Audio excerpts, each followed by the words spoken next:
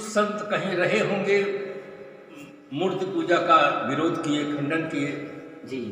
मेरा कार्यक्रम सब्जी मार्केट में था और जिनका विरोध हुआ था उनकी भी दुकान वहीं थी।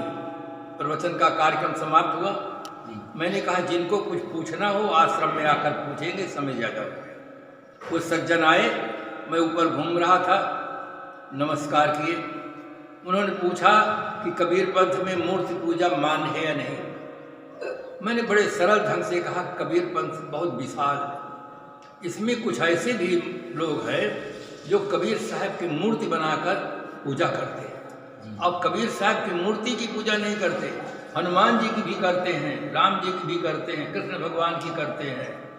तो उनका आधा दुख तो वैसे समाप्त होता कि यहाँ भी इस प्रकार से पूजा करते हैं।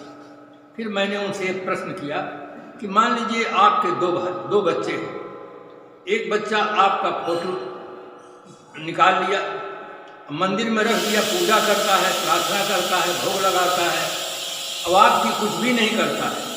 और एक बच्चा ऐसा है आपकी पूजा करता है, आपका भोग लगाता है, आपकी प्रेरणा करता है, आपकी सेवा करता है, तो मूर्ति की बिल्कुल नहीं करता है। तो ईमानदारी से बताइए आप किसको अपनी संपत्ति का उत्तराधिकारी बनाएंगे? जो आपकी करता है उसको कि जो आपकी मूर्ति को करता है उसको? तुरंत उत्तर दिए जो मेरी करता है उसको। मैंने कहा इसी वाले में हम हैं। इतना खुश हुए और कहने लगे कि साहब कल हमारा भंडारा होना चाहिए। मैं स्वीकार कर लिया। उनके मित्रों ने कहा साहब ये तो बहुत विरोधी आदमी था, भंडारा कैसे कर रहा है? मैंने कहा इसी से पूछिए। उनको साफ साफ बोध हो गया कि सजीव मूर्ति की पूजा ही वास्तविक पूजा। देखिए संसार में विभिन्न स्तर के लोग रहते हैं। जिसके यहाँ देहात में है, ट्यूबलाइट नहीं चली है, बिजली नहीं पहुँची है, वो लालटेन से भी काम चलाते हैं, दीपक से भी काम चलाते हैं।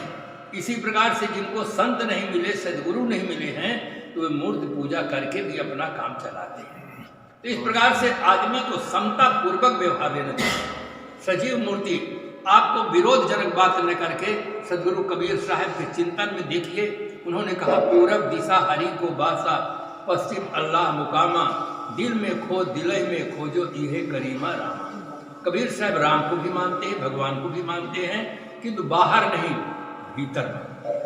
कबीर साहब हम कबीर पंथ में हैं, हम भी मूर्ति पूजा करते हैं, किंतु फर्क ये है कि हम सजीव मूर्ति की पूजा करते हैं, आप अपने ढंग से पूजा करते हैं, पूजा हम भी करते हैं। तो इस प्रकार से बीच परक चिंतन होना चाहिए और आपस में प्रेम पूर्वक रहना चाहिए।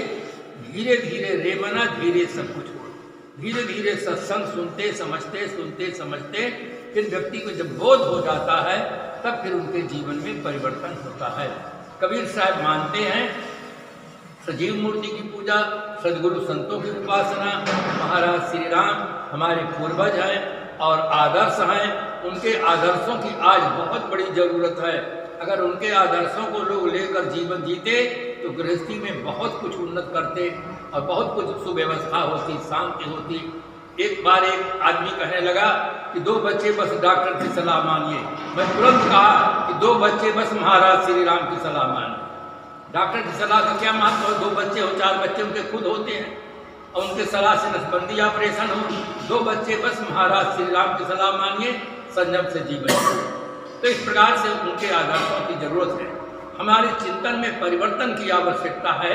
हम अपने पूर्वजों के प्रति सुंदर भाव रखें और उनके आदर्शों को लेने के लिए और उस पर चलने के लिए हमें प्रयास करना चाहिए, जिससे समाज में एकता रहे, संगठन रहे, प्रेम रहे, सुव्यवस्था रहे। हर प्रकार से हमारे चिंतन में उदारता की आवश्यकता है।